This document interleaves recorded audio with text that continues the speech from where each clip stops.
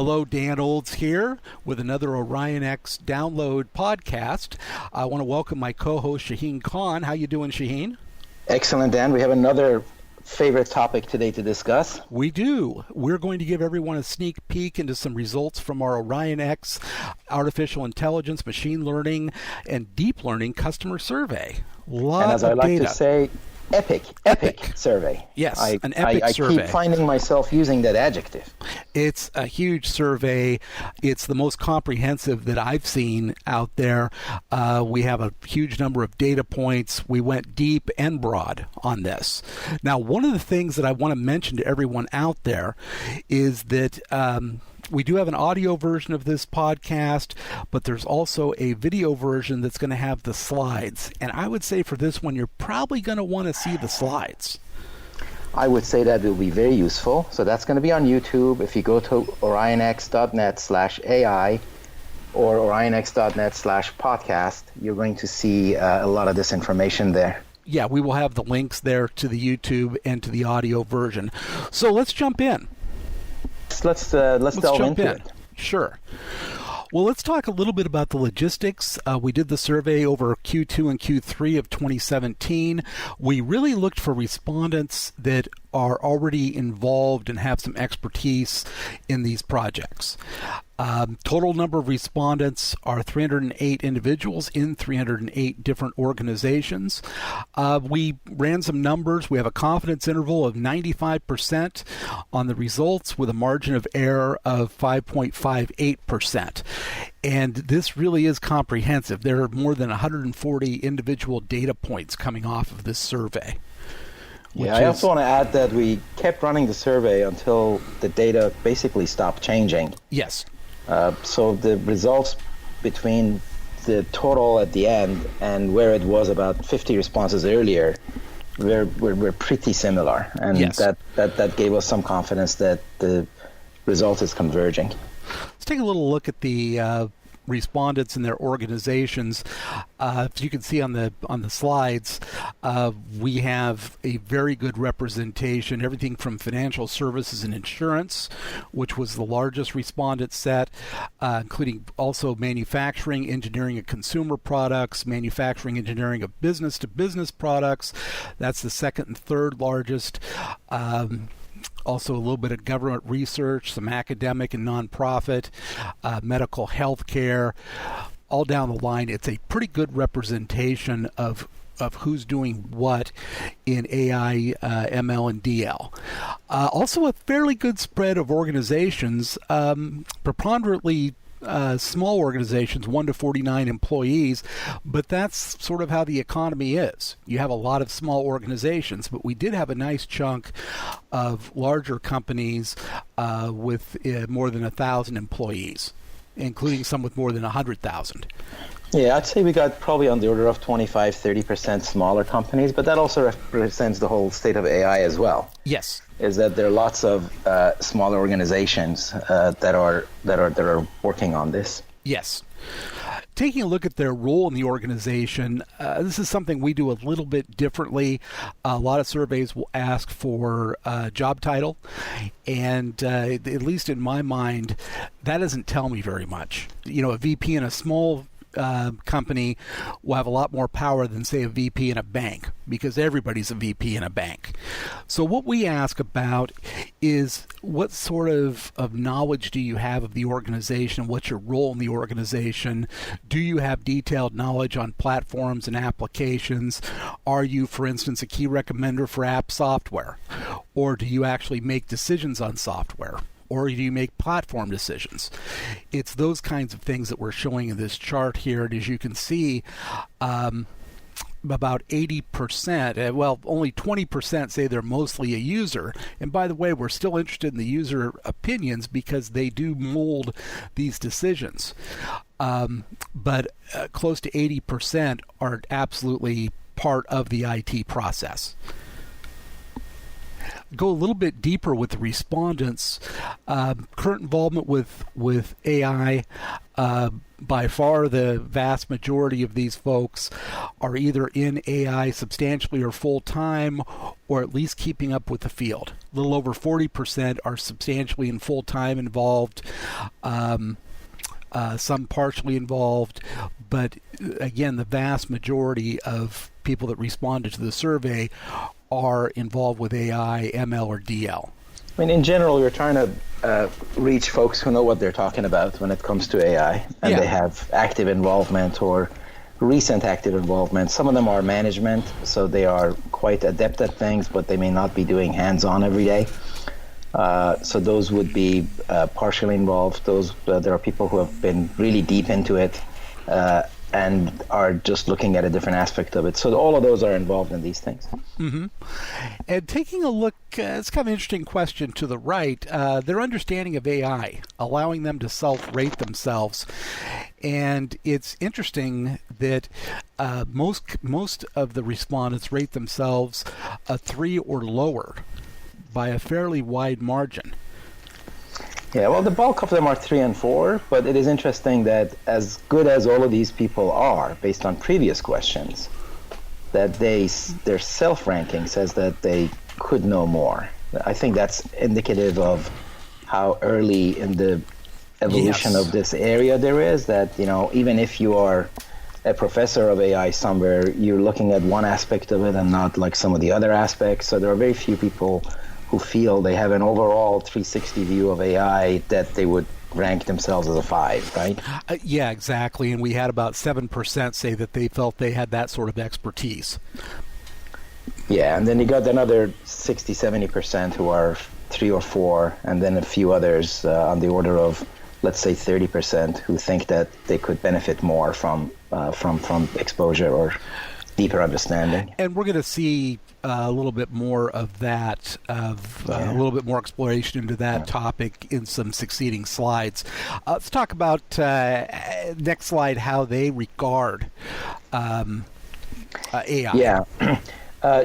One of the things that's going on in this world is just a taxonomy of AI. Is it artificial intelligence? Is it machine learning? Is it deep learning?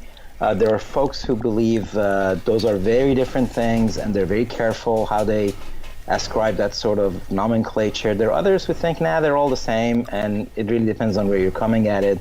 At the same time, while machine learning, AI, DL is all happening, we've had a long history in enterprise of data warehousing, business intelligence, analytics, on to going to big data and streaming, and all of that is in the mix as well. So we just wanted to see what label people use on their technology and their projects.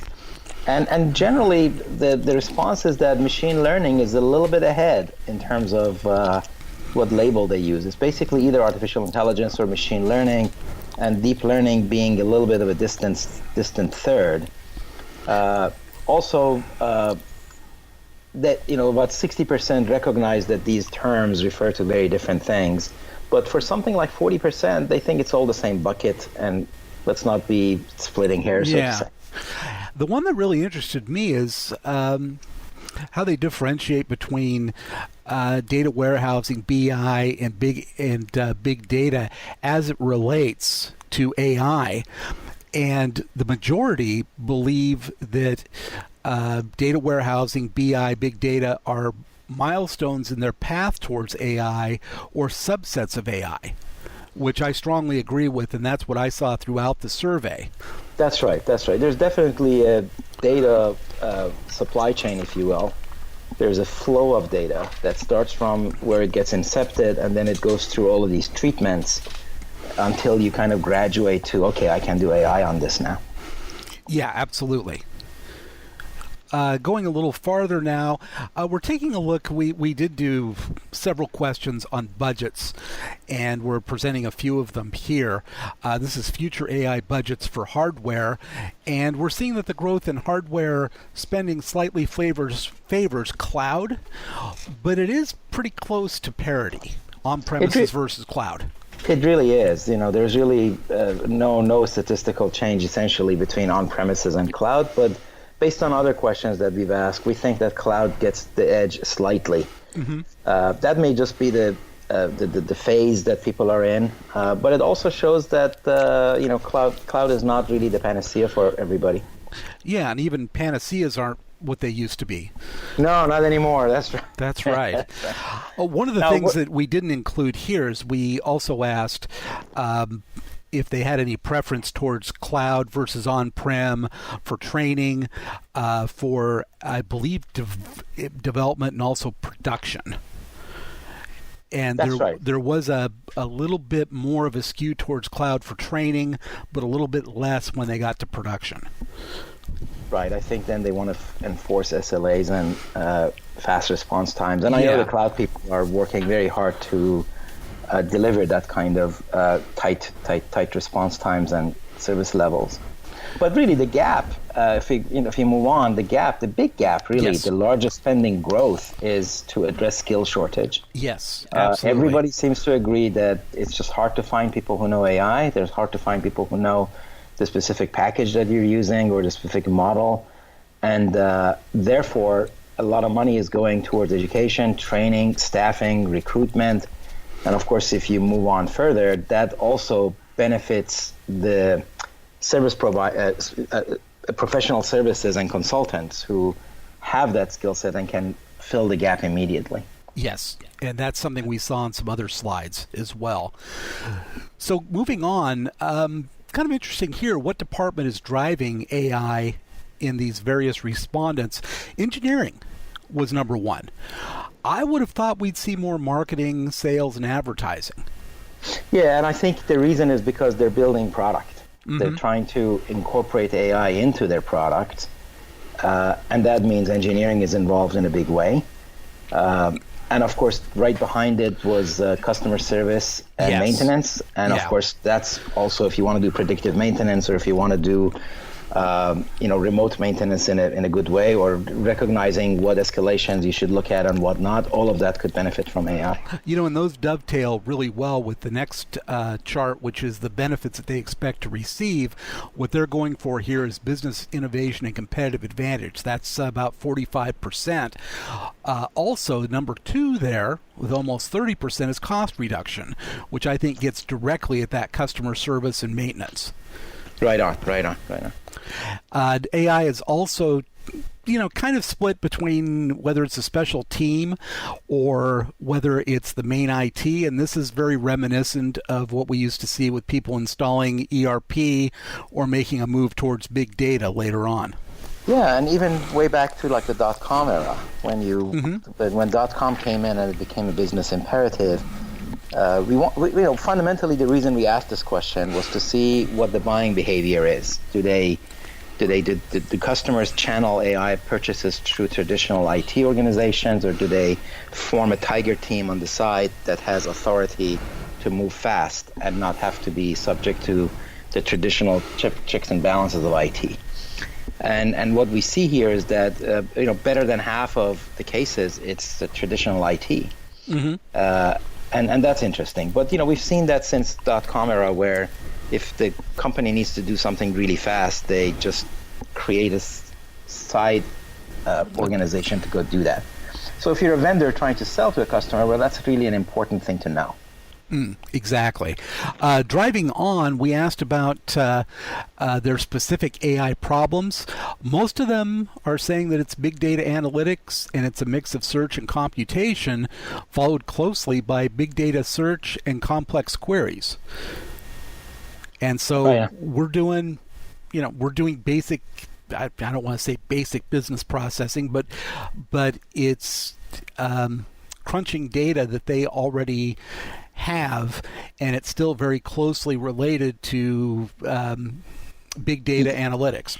Yeah, very, very clearly it looks like some of this comes about because you have a mass of data you already have and you're trying to extract more value from it. But once you get started on that, you say, I have the opportunity to add this data and that data, and then you go into a main data acquisition framework.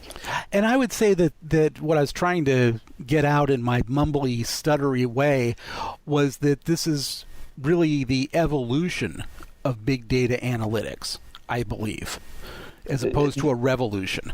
I think so. I think when you kind of soften the edges, the core is exactly what you said. Average size, these projects are pretty big. 550 terabytes for the largest project within these respondents. Total project size of all of their projects is about 610. So really what we're talking about is folks that are doing one very large project in most cases.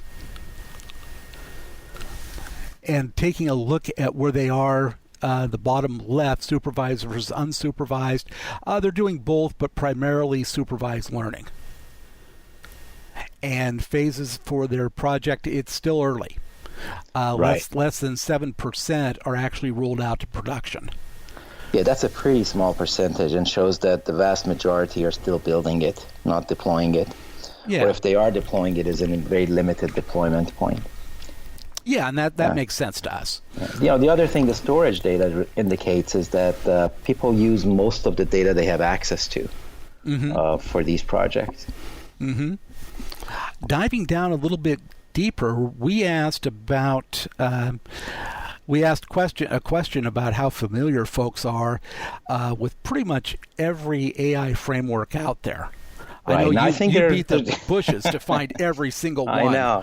There are probably a couple that have been announced since this survey was done just like a month ago, because that's just how fertile the ground is. But this is, certainly about 24 different frameworks that we asked folks to rank in terms of whether they're planning to use it, whether they have in fact used it, or whether they have expertise in it. Mm-hmm. And the answer is that it's still an open field. It's really all over the map. Some of the better known ones have a lot better known. Are better known, right. TensorFlow is well known. Yes. Caffe is well known. Scikit is well known. IBM Watson is well known. Spark's machine learning library is pretty good. Keras is pretty well known. But it's not like the rest are unknown. Yes. The lowest score we got was about 8%. And the vast majority are between 20% and 40%. Yes. And so it is a wide open field.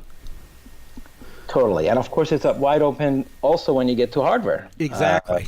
We ask what hardware you use in terms of both vendors, and they're all over the place. And then we ask which specific hardware accelerator are you familiar with or are you using? And there are like 20 different hardware accelerators that people have on their radar. Yeah, figure that. And again, every one of them has better than 25% ranking here. I was shocked at that. Right. So the message is, don't just look at the famous guys. Do a little bit of exploration, because, and again, I think a couple of new chips have been announced since like last month. So we're not done yet in terms of the area getting a little bit narrowed down. And some of these are highly specialized and might be a great fit for a particular project, but not so much for others. So there's a lot of corners, I think, being attacked in these with these chips. Yeah, some of these AI deployments have a bit of an embedded quality to them, because it's very clear what they're going to do, and they're going to do that for a very long time. So you might as well optimize the heck out of it and not worry about how general purpose your chip is, because that's not, it's going to be doing this and only this for the next like 5 years. So you might as well. Yeah, I think that's the way to go. Let's move on with data attributes. And this is kind of surprising with all of the attention that unstructured data gets. The majority of folks are using structured data. And by the way, let me mention one thing here, that the reason this pie doesn't add up to 100 is because there's a third option in there that we didn't show because it wasn't very meaningful, but it was structured and unstructured data. So kind of the folks with a split down the middle. But primarily it's structured data. Yeah, and of course it's its own podcast at some point, the transformation of unstructured data to structured data. Yeah. And whether it happens before you declare you have a database, or whether it happens after you declare you have a database, and who actually is in the business of doing that structuring. Is it the application? Isn't there someone that comes out and says, I now declare this data to be structured? Yeah, and a certificate is issued? The data structure fairy, yeah. Yes. Yeah, it's unstructured up until then. But it fundamentally comes down to, is it the application developer that does it, or is it the database administrator that does it? Where in the stack does it happen? And taking a look at the source of data, this won't be a surprise to anybody given what we've seen so far. A lot of it is log data and ERP data. And some customers are about 38% are buying third-party data to drive their AI projects. Yeah, definitely. What we wanted to get at was how much of the data is internally developed, how much of it is acquired from outside, how much of it is public domain, and what do you do when you reduce it all into the core data that you then feed into AI? Yes, yes. And look at the data types. We've heard so many examples out there of people using it for images, for text recognition, things like that. But by and large, what people are doing today is text and numbers. So text searching, text correlation, and numbers. Yeah, that of course, once you think about it, it makes quite a lot of sense that while there's a lot of effort at the research level with image and video and audio and such. Which is what's getting the publicity. Yeah. But it also means that the data that people have available is mostly text and numbers. And especially if you consider that something like 60% of the data is log data or sensor data, all of that is text and numbers. Yeah, same with the business data from ERP. That's true. It's, pricing, addresses, customer names, etc. Sure. Yeah. And correlating that to other things. So then we looked at app development. Yeah, this was really interesting which is a big part of this. Yeah. Yeah, and I want to direct us, you, me, and the audience, us. I want to direct you to the one on the right, the graph on the right, the bottom, asking customers if they would use a turnkey solution if it were available. Only 27% or so said they would, which means that, 27%, that means that 73% want something custom to their organization. Yeah, the message was that even if turnkey solutions were available, the vast majority would be doing some level of custom work in addition to just setting parameters in the package that they just bought. That doesn't count as customization in this question. We're talking about actual development. Yes. And they expect to have to get some help from outside to do it. Yeah, Only but generally 33% said that they could do it fully in-house. Right. Generally, the walkaway is that it's mostly in-house, it's mostly custom. Yes.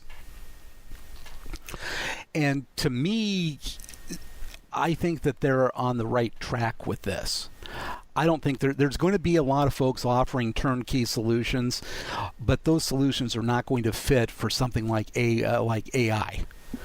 Right. But that also says that if you're a software vendor trying to cater to this market, maybe you want to make sure that you have more of a tool set or a library or something that is extremely customizable, rather than a full-on application that can be tweaked here and there. Don't try and build their stack for them, in other words. Right. Yeah, that's a great point. Driving on the top challenges, and that all has to do with data. Both getting the necessary volume of data and then gathering relevant data and validated data. Those are the two big winners here. Those are the biggest challenges, but followed pretty closely behind by the ability to hire skilled personnel and the skill sets they have in the org. Really, it comes down to data and skills. Those are the top challenges. Yes. All various aspects of data, from correctness to completeness to reproducibility to relevance, all of that. And of course, on the skills, we've seen before in the other slide where it's just hard to find people who know what they're doing here. And for a while, at least, I believe skills are going to be the tougher problem to solve. Given all the innovation that's going on the hardware and software front, I would say so. There's just a lot for folks to keep track of and stay on top of. Yeah. Let's dive into the hardware a little bit more, cluster configurations. It's a little bit demographical again, but the folks that took this survey have some pretty big clusters out there.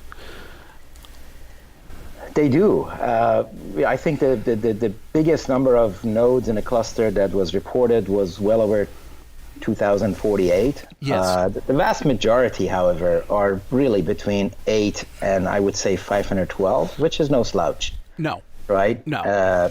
And if you take the number of nodes in the largest cluster, because they got multiple clusters, and that reduces the average. If you just consider the largest cluster, then it becomes nicer. It's more like, between 8 and 1,000, and those are pretty big clusters. Yeah, and 20% with 512 to 1,000 nodes, that's not bad, and close to 20% with 128 to 512 nodes. Yeah, that's very true. So that's about 40% of the survey. And we saw from the other question that the problems are larger and getting larger. Yes. Yeah, they're large and getting larger. We also just decided to ask about interconnects, wanting to see if sort of the HPC ethos has started to drift down into what are primarily enterprise data centers tackling AI, and not quite yet. If you look at HPC data centers, they've got InfiniBand primarily for their high-performance clusters, or Intel's OPA. They're going towards the high end of the interconnect market, but these folks, primarily the fastest internet they can get their hands on, fastest Ethernet they can get their hands on. Yeah, it was nice to see some InfiniBand and some OmniPath showing up, and that shows that for some workloads, latency is starting to become a factor. Mm-hmm. But I think given that the vast majority are still building it, that fastest internet will be more than fine for now. Yeah. Node configurations, pretty high memory on these things, not surprisingly, but again, it's early, so we do see a big chunk of folks with 8 to 15 gigabytes per node on probably pretty low node count configurations. They're also configuring GPUs. Just 15% or so are really going whole hog with 3 or more GPUs or accelerators per node. 2 GPUs, a pretty popular choice, but most of them are still at 1 GPU per node. So then we asked a whole lot of questions about how customers go about selecting vendors, what attributes they want to see in vendors that make them compelled to go that way. And then we also asked about how they select both products and other things that they're going to be using in their AI efforts, just to get a feel for how they rank different attributes like being open source versus having all of the functionality we want from the very start. But this is a really interesting chart on the left, the graphs of market offerings. And look at that split, that 49% believe it's not all that complicated, and 51% say no, there's too much going on, it's hard to keep up with it all. Put me in that 51%. Yeah, I think that 49% are probably the experts that are responding, who are able to keep track of it all. I don't know, or else it's the people that haven't dove down deep enough into this yet. Again, it's early, and as soon as they get deeper, I think that they're going to be moving over. That 51% is going to be getting bigger. They haven't looked up from their laptop. No, they need to do some Google searching. Yeah. And then related, that was a question of, do you buy the product first and then figure out who the vendor is, or do you pick a vendor first because you're looking at a long-term relationship, and then you just buy into the roadmap and you stay with them? And that was interesting because about 70% said they're going to pick the product. They're going to look for the functionality, and they don't really care who the vendor is, unless the vendor gets disqualified through other attributes that we also ask. Yeah, and that tells me they see quite a bit of differentiation between what's out there in the various vendors. You're looking at hardware, software, professional services. They see quite a bit of differentiation. Right. But we're only scratching the surface. We've shown you a handful of slides here. We also did another handful of slides, some of them overlapping on Inside HPC. And there's a lot more data in this survey.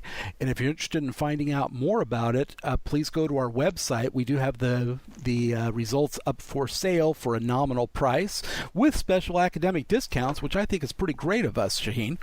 Oh, it is. It is quite generous, yes. Also, follow us on Twitter at OrionX_net, and that also includes some of this information that we've put out. But definitely consider the whole set, because there's just a lot of data that takes a long time to really go over in a session like this. Yeah, we've gone over half an hour on this, and again, there's just so much more data. Yeah, epic. As I said, it's an epic survey. It is epic, still is epic, and I know it about broke Excel for me a couple of times. That's right. Anyway, well, thank you for listening. We really appreciate it. Please follow us. Check out our website. Check out some more data on AI, DL, and ML. And we will talk to you again on the next OrionX download.